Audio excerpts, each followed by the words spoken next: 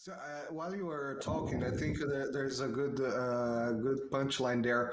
I remember watching an interview with you that you talk about the Holodomor Mhm. crisis situation, and well, what we know about it, that was, Mhm. fabricated to, genocide Ukrainians and all Mhm. can you talk about that? Because your perception about it, well, your perspective and your knowledge about that, for me, was Mhm. very interesting and very enlightened. But Mhm. maybe people can listen about it. So, first of all, I do not use that term because that term implies that political impression that you just mentioned. So I just call it what it's always been called, which is the famine of 1932, 1933. And obviously, again, going back to the fact that this was a prolonged revolutionary period in Russia, or the former Russian Empire, this was not the only famine. There was a terrible famine in the late teens of the 20th century in the Volga region with a really large death toll. This was in the context of the Civil War. So again, looking at sort of a broader historical perspective, this was, there were sort of two famines in just over a decade. But this specific famine is usually linked to, in the West, well, I wouldn't even say by historians. I would say by pundits to achieve certain political talking points. But it's usually linked to collectivization when Stalin started restructuring the system of farming, which of course was Russia was not just Russia, the Ukrainian Republic, Kazakhstan, et cetera, the Caucasus. There was a large farming sector, and Stalin started restructuring it, A, to bring it under the control of the state, B, to fund industrialization. And certainly certain mistakes were made. I don't think they were made deliberately to harm a certain group of people, which is the argument that is being made here. But basically, the talking point for political reasons in the West in the last few years was that it was a targeted event to target specifically ethnic Ukrainians. Now, there are many issues with this. First of all, the death toll was higher, if not or equal in other parts. So southern Russia, Kazakhstan, so sort of Central Asia, the Caucasus, etc. So Ukrainian, modern day Ukraine certainly was not the only place that suffered from that event. There are also sort of weather and climate based issues that were happening with the droughts as well. It wasn't just government policies out of nowhere that just it deliberately caused it. There were multiple factors at play. But the other issue is that the loudest critics of the government in that event are from Western Ukraine, which was not part of the USSR until Stalin incorporated it in the late 1930s. And the famine happened in 1932-33, so it didn't even have anything to do with that region that was controlled by Poland at the time. So for some reason, it's like a really that is easily verifiable that is not being mentioned anywhere amidst this hysteria about, quote unquote, trying to exterminate Ukrainians. So I would say this was basically a crisis that was partly based on just the general situation of social restructuring. It is linked to collectivization, but that's not the only reason why it happened. It is linked to weather factors too. Ukrainians were not the only ones who suffered. It's actually kind of, I feel, rude to ignore large chunks of the population in other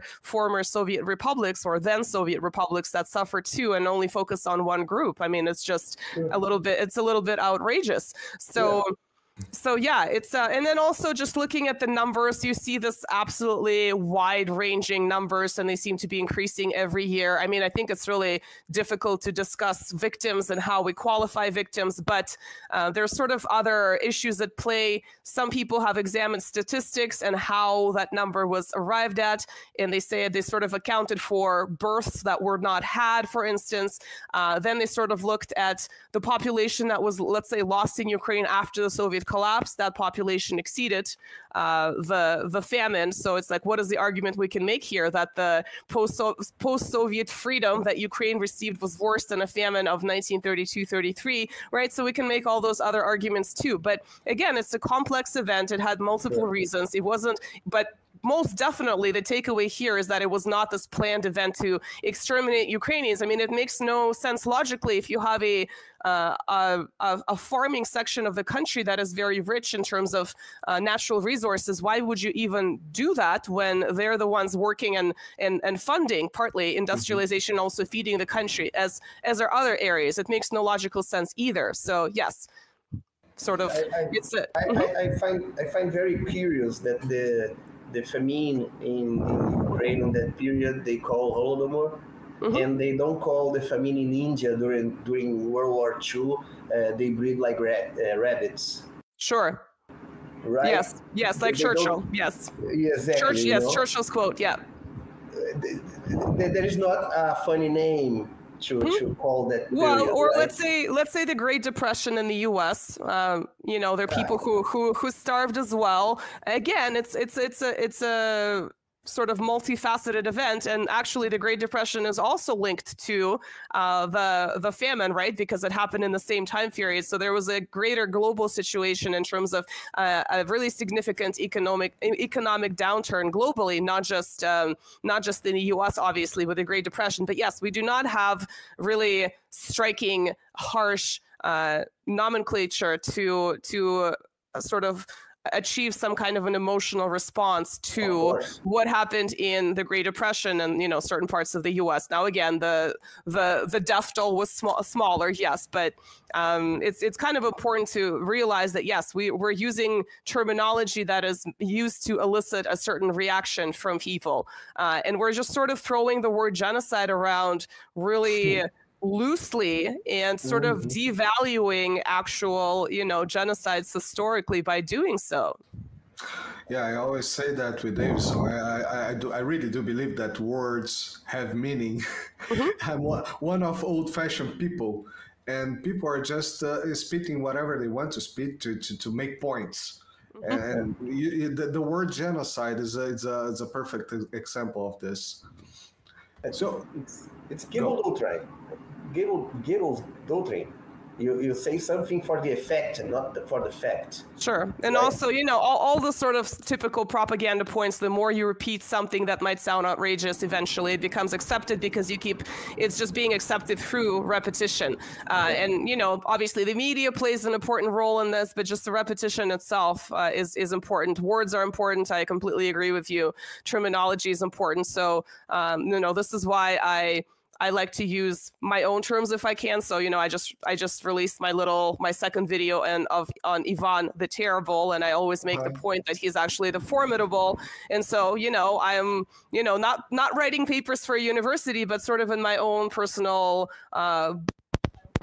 in English, you know, Ivan the Formidable or just Ivan the Fourth instead of the Terrible. And I try to do these changes to terminology elsewhere as well. So, you know, for instance, invasion versus liberation versus intervention, because, you know, we have a lot of Western interventions, but we always have invasions coming from countries that are geopolitically hostile, you know, to certain parts of the West. So I think it's important to also use terms adequately in that regard too. Sure.